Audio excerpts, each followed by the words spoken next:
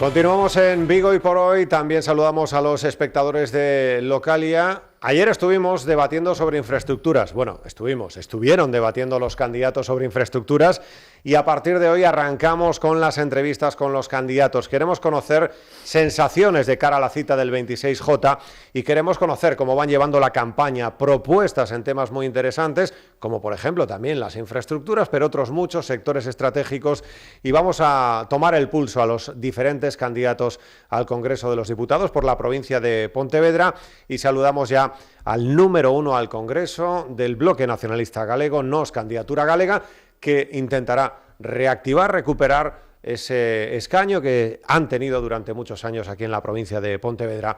¿Quién no se acuerda de ese trabajo de Olaya Fernández Dávila?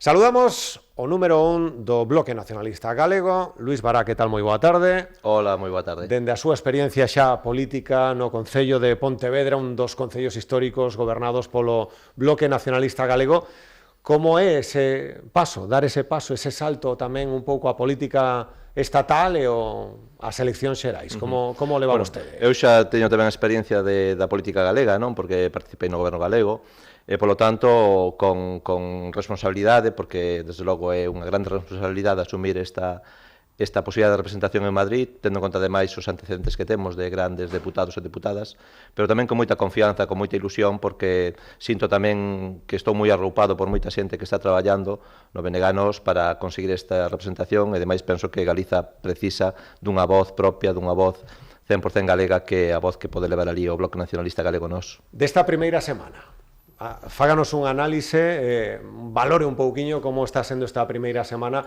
dende o punto de vista do Bloque Nacionalista Galego e dende o punto de vista tamén botando así un ollado ao resto dos partidos, das formacións políticas. Eu creo que hai dúas campañas, non? Hai a campaña televisiva das grandes forzas estatais e a campaña do Beneganos, que é unha campaña de proximidade, unha campaña que ten unha presenza constante no territorio, sobre todo que fala de temas de aquí, non? De temas do país, de temas de Pontevedra, de Vigo, das comarcas, e da necesidade de activar este país, de poñelo a funcionar, de poñelo a traballar e a producir, porque ese é o futuro que temos, non? O futuro que temos que conquistar, non? Hai grandes debates de Estado, pero realmente nós o que temos é que levar a Madrid unha voz propia do país, unha voz que defenda os intereses da xente, que está nunha situación de emerxencia, nunha situación dramática e que necesita desa defensa en Madrid, como sempre fixo o nacionalismo. Denuncian vostedes que a campaña está moi polarizada, non? Dende o Bloque Nacionalista Galego din eso, que está moi polarizada. Bueno, nos temos a campaña polarizada nunha única dirección, que é falar coa xente, transmitir a nosa mensaxe e intentar convencer desto que estou dicindo, non? De que Galiza ten que ter forza propia, forzas políticas propias, non podemos estar supeditados aos intereses foráneos, porque iso o que levou o país é a situación na que está agora de crise, de paro, de desemprego, digamos, anulación dos nosos sectores productivos estratégicos, e, polo tanto, que necesitamos é impulsar toda esa forza, toda esa enerxía, toda esa riqueza que ten o país, e iso só poden facer forzas políticas propias, non? E eu non vexo que os outros partidos políticos ou con os grandes debates se fale deses temas, e a única garantía de tratar estes temas é que o BNG a nós os poña na palestra e no foco de atención, non? Xa que estamos falando desta primeira semana de campaña, prácticamente, non, que se cumple esta noite, que lle pareceu o debate, señor Bará, o debate a 4 dos candidatos a Moncloa? Pois a verdade é que non o vin, non me interesou moito, aparte que eu tiña actos políticos, non, que coincidían nesa mesma hora, non, pero eu creo que non aportan nada, eu creo que incluso o nivel da política madrileña é un nivel bastante mediocre, non, todo o espectáculo que se deu nestes 5 meses de legislatura fracasada foi bastante pobre, non, bastante mediocre, e ademais eu creo que o peor de todo é que se antepuxeron os intereses partidistas, o que era o interés xeral de ter un goberno novo, que podía ser dun signo ou doutro, máis ou menos orientado cara a esquerda ou non, pero había unha necesidade de poñerse de acordo para haber un goberno novo, e non foron capaces porque non quixeron, porque todos estaban movendo a súa estrategia en función dunha próxima cita electoral, non era unha precampaña destas eleccións, é dicir, era un xogo de postureo para gañar vantaxe nestas eleccións que todo o mundo sabía que ia haber, non? E eu creo que o escenario da política madrileña, dos debates da política madrileña, incluso dos líderes da política madrileña é bastante mediocre, non creo que nos dean moitas leccións os galegos e as galegas do que hai que facer en política, porque non sabemos ben o que precisa Galiza para activarse, para poñerse a producir e para ter futuro. Fala vostede, Luís, de un partido o ter voz propia en Madrid, que Galicia teña voz propia. Por que non consideran, por exemplo, en Marea, que si tivo non grupo parlamentar, porque non houve acordo na mesa, que diferencia ou que rasgos diferenciais podería ter o Bloque Nacionalista Galego con respecto ao que pode ser? A diferenza principal é ser forzas propias de Galiza, que teñen obediencia exclusiva a este país, a Galiza, e que votan en clave sempre galega e que non están supeditadas a forzas estatais, non? O que vimos nestes 5 meses é que a Galiza estivo políticamente desaparecida nas negociacións. Cando había negociacións para formar un novo goberno, as propostas galegas brillaron por a súa ausencia, non? E esa é a demostración de que Galiza desapareceu. Cando estivo ali o Bloque Nacionalista Galego, todo o mundo recoñece, se xa un non votante do BNG, que os temas galegos estaban nos debates, nos debates do Estado da Nación, pero no debate tamén de todos os días, nas sesións plenarias, había propostas onde se defendían os intereses dos sectores produtivos deste país, non? Entón, o naval galego estivo ali, a pesca estivo ali, a problemática das preferentes estivo ali, dos emigrantes retornados estivo ali, da precarización laboral estivo ali, e iso foi porque o BNG estaba ali defendendo os servizos públicos, defendendo os sectores productivos deste país, defendendo o agro, defendendo o sector do lácteo, polo tanto, esa é a única garantía de que Galiza conte e de que Galiza sexa respectada. Falaba Ana Pontón nestes micrófonos dunha segunda oportunidade. Estas eleccións, tendo en conta, como apuntaba ela, que os partidos políticos non fixeron os deberes, os partidos políticos que saíron do 20... Os estatais, sí. Os estatais. Esta segunda oportunidade, en que clave ten que afrontala o BNG, xa que estamos na provincia de Pontevedra, falando do seu territorio, señor Bará, como ten que afrontar esta segunda oportunidade, como a calificaba Ana Pontón, o Bloque Nacionalista Galego? Ben, a clave para nós é que estamos nunha situación de emerxencia, non? De emerxencia nacional como país, pero tamén de emerxencia social, que está causando moitísimo sufrimento na xente, non? E ao mesmo tempo Galicia é un país rico que ten un enorme potencial, que ten sectores que son estratégicos e que son no que somos unha potencia e que temos que apostar por desenvolver, por poñelos a funcionar e a producir, intentando romper esas limitacións que dificultan o seu desenvolvemento, non? Entón, estando nunha comarca como a de Vigo, temos que apostar desde logo por sectores que son estratégicos nesta comarca, como o sector naval, non? Que está pasando dificultades, temos que apostar tamén pola automoción, temos que apostar pola pesca, temos que apostar tamén pola situación estratégica que ten esta comarca e polo seu potencial tamén que ten neste sentido, temos que apostar, en fin, tamén polo comercio, temos que apostar por todo o que son sectores que teñen aínda potencial para aguantar esta situación e para crecer, para desenvolverse, porque creando riqueza aquí, creando postos de traballo aquí, e a garantía tamén de que teñamos servizos públicos de calidade, que teñamos pensións, que teñamos mellores salarios, que teñamos tamén expectativas de futuro para a xente nova, non? Porque eu teño 3 fillos e quero que os meus 3 fillos poidan vivir neste país, poidan construir a súa vida neste país, poidan traballar aquí e darlle a súa vida e o seu traballo e o seu saber, porque foron formados para iso, a Galicia, non?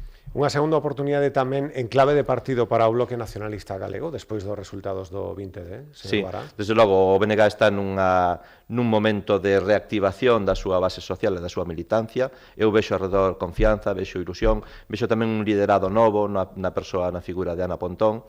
Vexo que, ademais, o BNG ten moitísimas fortalezas, non? Outro día saía un estudo que nos poñía como a forza política máis transparente e máis democrática do Estado. Temos unha militancia moi entregada, temos unha grande implantación territorial, temos ademais experiencias de goberno que son modélicas, que están levando recoñecementos e premios en todo o mundo, non só o caso de Pontevedra, temos experiencias tamén de concellos como Allariz, pequenos concellos como Sadurniño, aquí moi cerca tamén o de Tomiño, é dicir, que o BNG ten moito que facer por este país, ten moito que decir polo futuro deste país. Nós, desde logo, non estamos derrotados, non nos rendimos, estamos en pé e imos seguir traballando, defendendo este país ali onde nos toque estar, non? Agora no Parlamento do Estado e nos próximos convites electorais e tamén, desde logo, na rúa defendendo a xente que o está pasando mal. E precisamente vostede, que en Pontevedra sempre teñen eses resultados que son espectaculares, o Bloque Nacionalista Galego, co señor Lores, en que clave analiza o fenómeno das mareas, en Marea en este caso, cos seus resultados, por exemplo, na provincia de Pontevedra, en Vigo mesmo, o 20 de decembro, non sei como analice, como se pode facer fronte do punto de vista do BNG? Ben, eu creo que nas eleccións xerais a votación moitas veces faz en clave de cambio, non? De cambio de expectativa, de cambio de goberno a nivel estatal.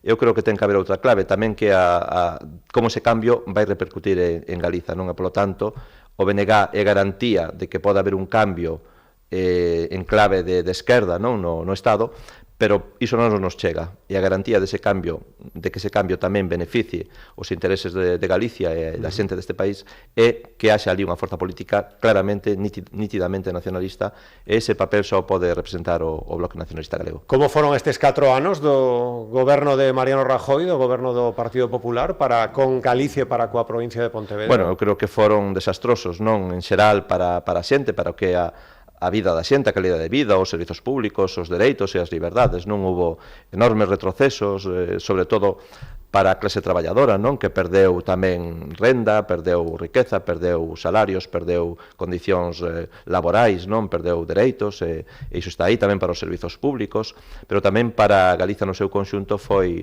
un mandato negativo, non? Porque se seguen aplicando as políticas que veñen impostas desde Bruselas a través do goberno español e tamén co colaboración do goberno de Feijóo, e vemos como os nosos sectores estratégicos, sexa o mar, sexa o mundo do agro, sexa pues, todo o que ten que ver cos sectores industriais, non? Citábamos antes o caso da construcción naval, están nunha situación de dificultade, non?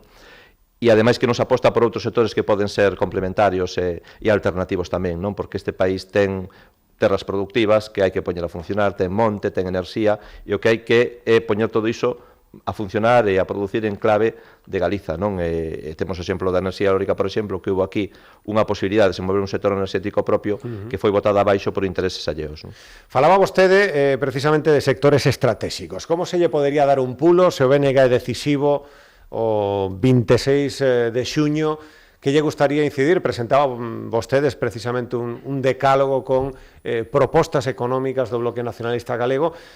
Déanos unhas claves que poden ter precisamente nese aspecto, nese programa económico que lle gustaría desenrolar o Bloque Hai Nacionalista. unha cuestión de principio fundamental que é o das competencias. Temos que ter máis competencias, máis capacidade de decisión e máis capacidade de intervención na economía, non? Sí. E un dos medios para ter máis capacidade de intervención é a cuestión financeira, non? Temos que ter ferramentas financeiras para apostar polo tecido productivo do país, non? Para apostar polo naval, para apostar pola pesca, polo sector leiteiro, polo sector da automoción. Entón, iso faise a través dun banco público galego e evitando tamén que o aforro galego, que nestes momentos ten unhas cifras de 14.000 millóns de euros que todos os anos marchan fora, de aforro dos galegos e das galegas, que se invisten noutros territorios. Non temos que conseguir que ese aforro revirta en beneficio do país. Temos que crear un instituto de crédito para o desenvolvemento do país, non? Temos tamén que apostar pola innovación e pola investigación, non? Que é a grande ferramenta tamén de transformación que teñen os povos, non?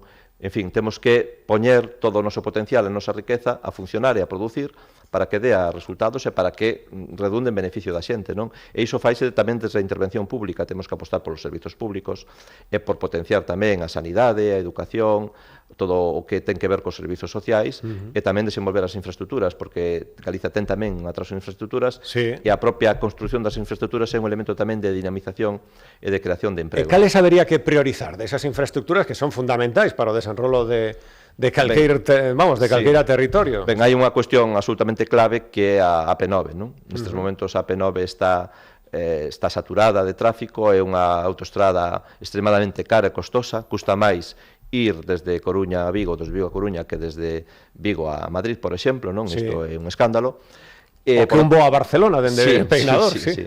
É un prezo absolutamente prohibitivo para moita xente e, polo tanto, o que temos é que conseguir o rescate da concesión. Hai unha empresa privada que xa se beneficiou abondo de explotar esta infraestructura, rescatar a concesión, que sexa de competencia galega e que sexa gratuita. Non ao mesmo tempo construir outras vías alternativas tamén para articular o territorio, non? A nós tamén nos parece fundamental a potenciación do ferrocarril e a creación dun servizo de ferrocarril de cercanías, non? Para articular o territorio, tamén desde logo... Que o teñen xa moitísimas comunidades autónomas, que isto non é unha cousa, non só Madrid e Barcelona, non? Madrid, Barcelona, Valencia, Murcia... Sí, moitas... tamén porque conseguiron, no caso de, por exemplo, de Euskadi e Cataluña, que fose unha competencia dos gobernos autonómicos e, polo tanto, puidesen intervir nese ámbito, non? Pero iso é unha necesidade tamén para comunicar de maneira áxil, de maneira rápida, de maneira tamén alternativa, con medios que son máis saudables e máis sustentáveis, como é o ferrocarril, que o tráfico rodado, non?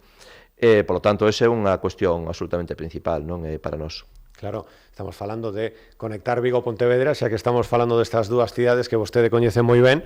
pois con unha velocidade óptima, importante, pero ademais cun prezo que sexa para un traballador, non? Ten que ser, claro, competitivo e máis barato, incluso con fórmulas de abaratamento para as persoas que utilicen con moita frecuencia, non? Sí. O que si tamén hai que resolver, claro, é esta disfuncionalidade que ten Vigo con 2 estacións, que é unha situación así moi caótica. Hoxe falou deso vostede, non, señor Bará? Sí, porque ademais viñemos en tren, non? Para exemplificar que ten que ser unha vía de comunicación moito máis potenciada, non?